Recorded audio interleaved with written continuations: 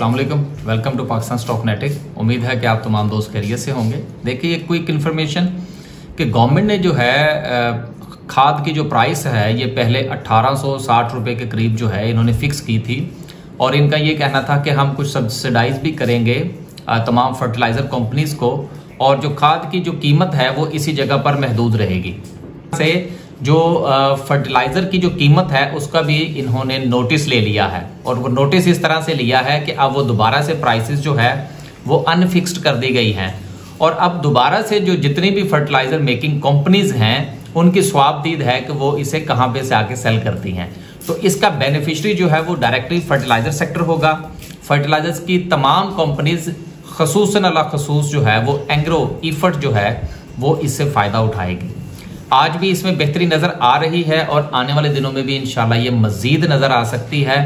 ये सिर्फ एक इन्फॉर्मेशन आपसे शेयर करना मकसद है, आगे फैसला आपने अपने पोर्टफोलियो के मुताबिक करना है। अगर आपके पास ये शेयर्स पहले से मौजूद है तो इनको कीप कीजिए। आने वाले दिनों में जाहिर सी बात है जब प्राइसेस बढ़ेंगी तो इनके प्रॉफिट्स में भी इजाफा होगा और इनकी शेयर प्राइस में भी इजाफा होगा। अल्लाह हाफिज़।